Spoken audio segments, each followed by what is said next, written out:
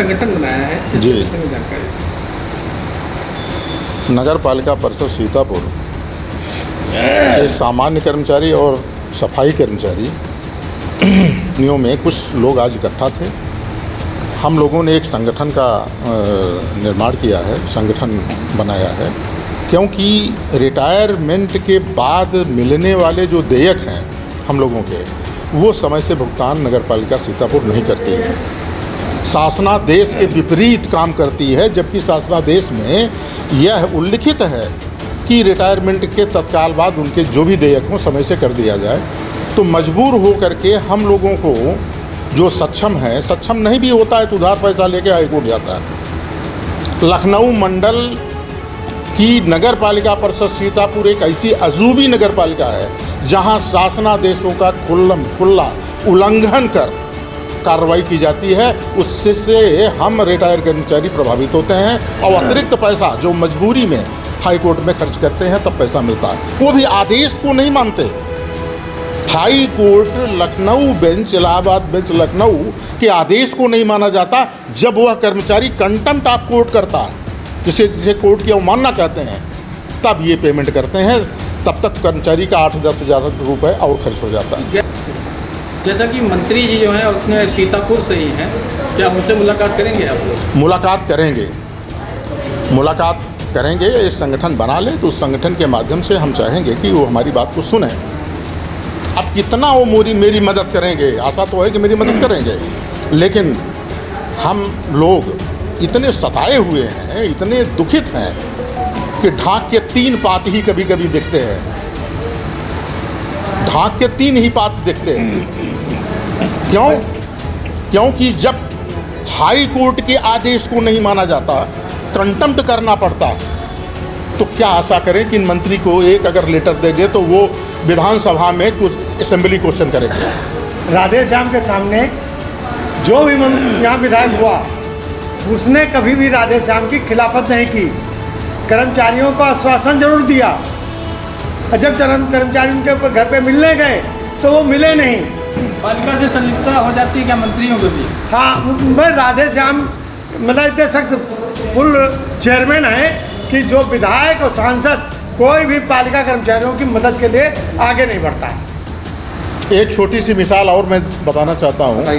इससे पहले अमर उजाला में एक बार निकला कि बिल्कुल पैसा तैयार है और 45 या 10 दिन 15 दिन में सारे भुगतान कर दिए जाएंगे, लेकिन वो भुगतान नहीं किया गया। मैंने खुद प्रयास किया कि मैंने बड़ा प्रयास किया कि ये मीडिया जिसमें निकाली थी वो दिखावे, वो फिर रिपीट करे कि भुगतान नहीं किया गया, उस पैसे का क्या हुआ, लेकिन मीडिया ने नहीं निकाला। तो मीडिया कितनी हॉनेस्ट है, कितनी ज़्यादा जागरूक है, इस संबंध में मुझे ये कहना है। जिसे गुलाब चंद पांडे। देखिए, हम लोग नगर पालिका में परमानेंट कर्मचारी थे और अब हम लोग रिटायर हो गए हैं।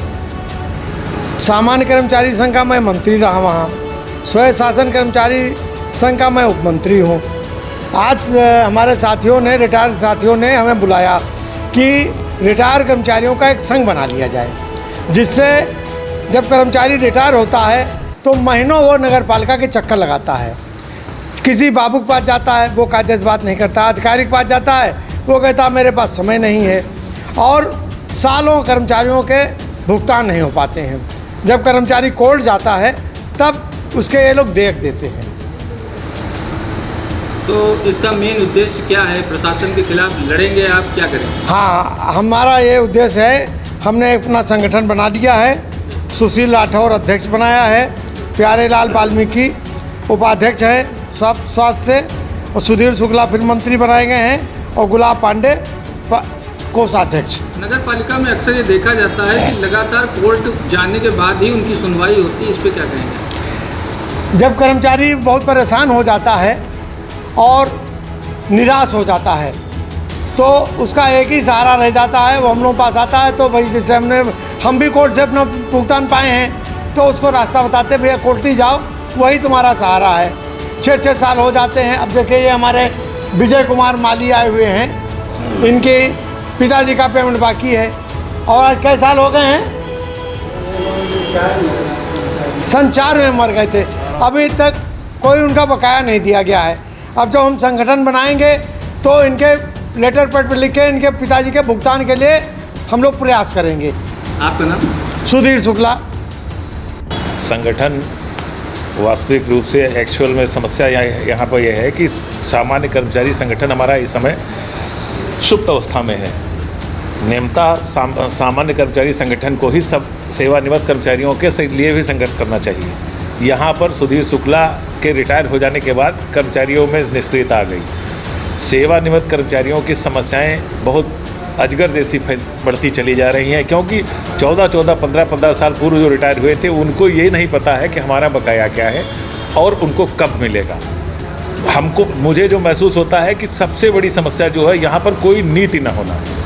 सेवानिवृत्ति के बाद हम इस व्यक्ति को कैसे भुगतान करेंगे, इस संबंध में मेरे मतानुसार कोई ऐसी नीति नहीं है कि जिससे क्रमबद्धता से या कोई निश्चित समय के अंदर भुगतान की व्यवस्था की जा सके।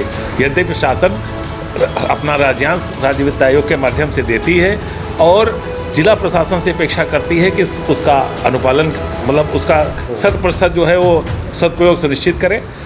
अब जिला प्रशासन या वो इसमें क्या देखते हैं, नियम ये है कि सबसे पहले कर्मचारियों और सेवानिवृत्त कर्मचारियों के भुगतान के उपरांत ही कोई अन्य कार्य राज्य वित्त आयोग से होने चाहिए। अब वर्तमान समय में निदेशक के ये निर्देश हैं कि कोई भी अतिरिक्त पैसा आपको राज्यांश के अतिरिक्त नहीं दिया जाएगा। अगर आप पर कोई दायित्व है तो उसके लिए आपको अपने स्रोतों से वसूल करना पड़ेगा। तब आमतौर पर न्यायालयों में इस तरीके के नगर पालिकाओं द्वारा शपथ पत्र दिए जा रहे थे, उसको इसमें स्पष्ट आदेश जारी कर दिए गए हैं। तो इसलिए सबसे आवश्यक है कि परिषद कोई स्थायी नीति बनाए कि जो हमारे सबसे पहले पुराना कर्मचारी है उसको आप कैसे देंगे और कितना देंगे, आप इस मद में कितना रुपया अलग से देंगे पेंशन के अतिरिक्त, जिससे जो लिस्ट आपने बना रखी है उसमें भुगतान की प्रक्रिया शुरू हो सके। मुख्य ये है इन सब संघर्ष इन समस्याओं के प्रति, चूँकि यहाँ के स्थानीय प्रशासन उदासीन है नगर निकाय का, इसलिए सेवानिवृत्त कर्मचारियों को ये आवश्यकता महसूस हुई कि हमको बिना लड़े कोई लाभ नहीं होगा। हम इन समस्याओं को स्थानीय प्रशासन के सामने, जिला प्रशासन के सामने और आवश्यकता पड़ने पर शासन के सामने, और यदि वहाँ से भी मांग पूरी नहीं होती तो हम उच्च न्यायालय तक जाएंगे और अपनी बात को रखकर और अपने हकों की लड़ाई लड़ेंगे। उसमें उन कर्मचारियों पर विशेष ध्यान देने की ज़रूरत है जिनको ये पता नहीं है कि जिनके वो कर्मचारी मृत्यु को प्राप्त हो चुके हैं, उनके वारिसों को पता नहीं कि उनका देय क्या है और कब मिलेगा।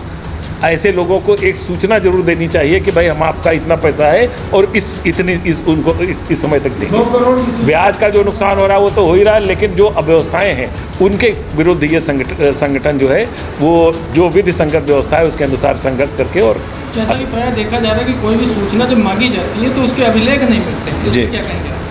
अभिलेख रखरखाव पालिका प्रशासन और शासन की जिम्मेदारी है कि उसका सुरक्षित रखरखाव करे। यदि नहीं करता है तो कस्टोडियन के रूप में शासी अधिकारी हैं, उनकी जिम्मेदारी है कि वो उसकी वो व्यवस्था करें, और नहीं है तो उस पर कड़ी कार्रवाई करें। ये उनका दायित्व है। आपका नाम? राजेश तिवारी, सेवा। कर्मचारी एकता जिंदाबाद।